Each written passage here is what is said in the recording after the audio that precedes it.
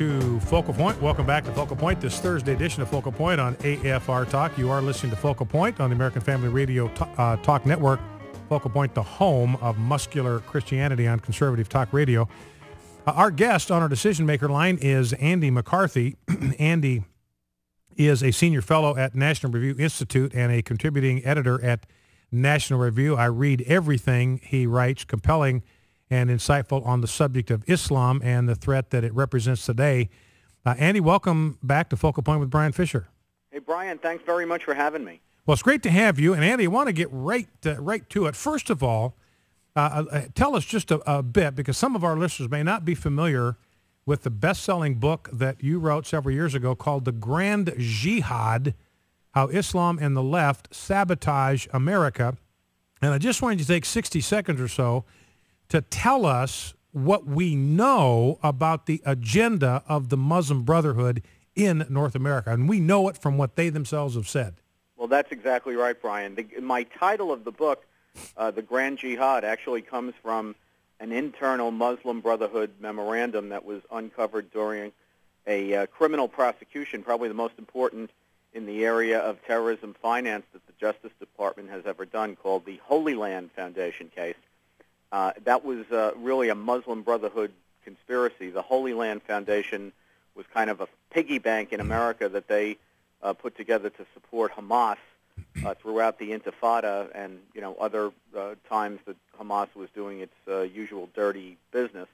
Supporting Hamas has been one of the top priorities of the Muslim Brotherhood since Hamas came into existence in the late 1980s.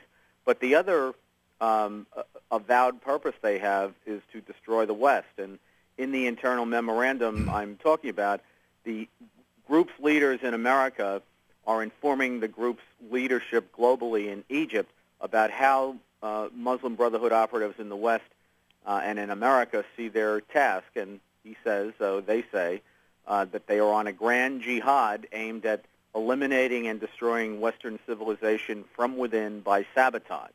So that is their own words, and that is exactly the way that they describe their mission. And when you look at the things they do and the way they speak about and act toward the West, you can see they're not kidding. Now, let me ask Andy, we talk about the Muslim Brotherhood, and people read about them. They maybe associate them with Egypt. They don't realize that a lot of organizations that are very active in the United States are arms of the Muslim Brotherhood. So tell us a little bit about those.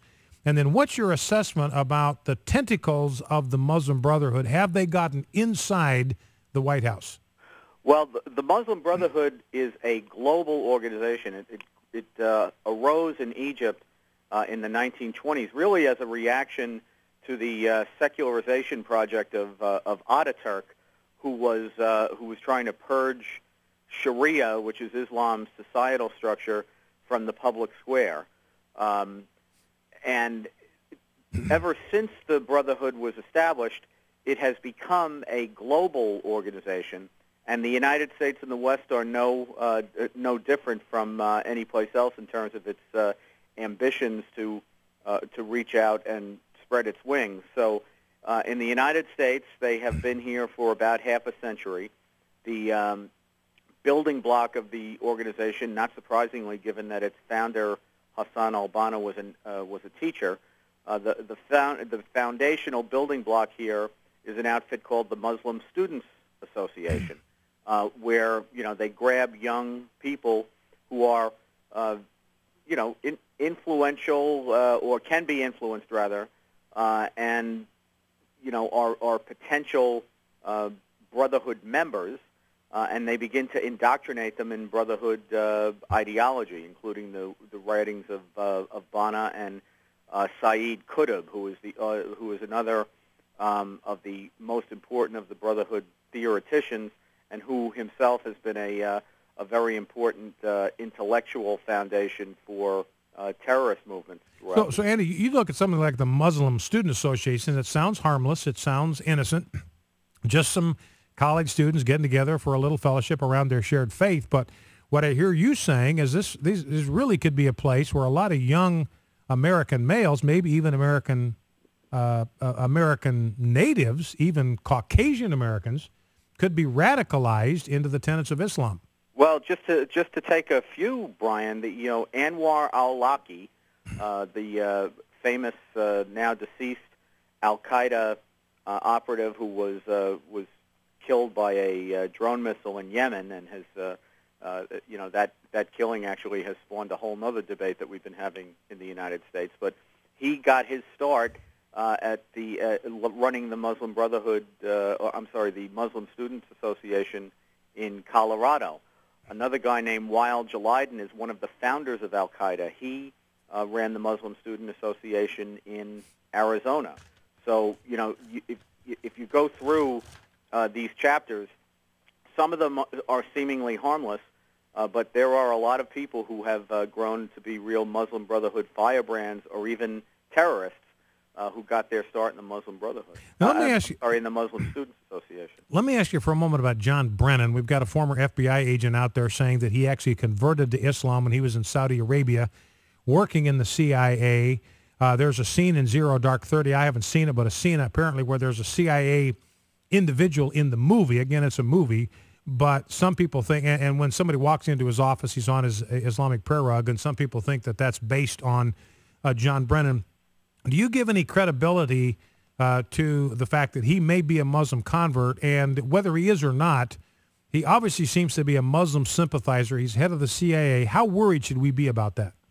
Well, I think we should be very worried about the fact that that he is an apologist for Islamists in a very high and influential position in government, and whether he comes about it from some personal conviction that's so deep that it has led him to join that movement, or whether he just feels as an intellectual matter, as many progressives in the United States do, that Islamists are part of the solution rather than part of the problem we face.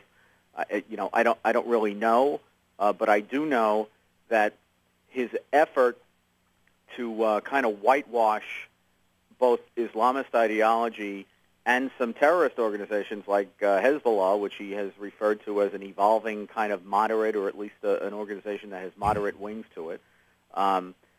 And his whole idea of presenting jihad to the American people as if it were nothing more sinister than the internal struggle to remember to brush your teeth after every meal, when in fact we know that the history of jihad has its roots in forcible military activity. I think it's a real mistake to have him be your barometer for understanding the Islamic world, and I particularly think it's pernicious to have somebody whose main mission seems to be to throw blinders on the intelligence community, which is the one aspect of government we really need to have see this threat clearly.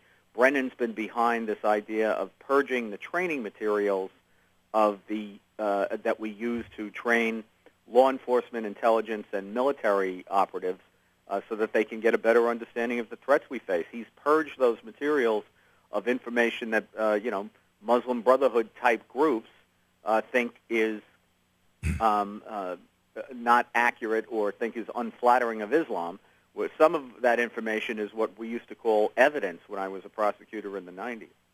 Now, you have, speaking of prosecution, you put the blind sheikh behind bars, responsible for the 1993 World Trade Center bombing, so you know about prosecuting Islamic terrorists in federal court. But I think you correctly have criticized the Obama administration for doing something I think very sneaky, and you called them out on this. They kind of did it when nobody was looking. What they have done with Osama bin Laden's son-in-law, who was captured, I believe, in Turkey and is now in U.S. custody. And tell us what they did with him that represents a foolish and misguided move. Well, this is a guy by the name of Suleiman Abu Ghait. He is, as you point out, Osama bin Laden's son-in-law. He was also a high enough ranking figure in Al-Qaeda that he was known in those the network of terrorism circles as the consigliere of the group. The Obama administration is, of course, under a congressional restriction that what Congress has basically said is that it doesn't want government funds to be used to move enemy combatants who are at Guantanamo Bay and detained there into the United States for civilian trials in the United States. That has prevented those guys from getting here. It's prevented things like having a civilian trial of Khalid Sheikh Mohammed in Manhattan, which the Obama administration tried to do early on, and it has underscored that Congress wants enemy combatants handled by the military commission system that Congress designed. What the Obama administration has done here is working in coordination with Turkey and our counterterrorism allies in Jordan. Basically, the Turks moved this guy Abu Ghraib to Jordan, where we have very good cooperation. We were able to grab him there, and the Obama administration, instead of designating him as an enemy combatant so we could interrogate him over a long period of time and get intelligence, they whisked him into Manhattan. He's not under the congressional prescription because he's not and never was at Guantanamo Bay. I think he should have been, but he never was. So they have brought him into Manhattan and announced that he is going to be prosecuted in a civilian trial for the 9/11 attacks, among other things. So by doing this, they not only don't designate him as an enemy combatant and see what intelligence there is that we might be able to get from him, which is extremely important in this war. We also have the twofer in the sense that they have undermined the military commissions, because now the guys who are looking like Khalid Sheikh Mohammed at a military commission for the 9/11 attacks can complain to the courts, and I think the courts will be receptive to this, that they're getting inferior due process when a guy like Abu Ghraib has been brought into civilian court and is getting grade A due process for essentially the same offense. One last question, Andy. Only got 30 seconds for this, and I don't know if you can answer it in 30 seconds. We've had 2 more U.S. soldiers shot in Afghanistan by a policeman, by somebody wearing a uniform. I've never believed that nation building in an Islamic land is possible. Do you believe that we can do nation building in a Muslim country, yes or no?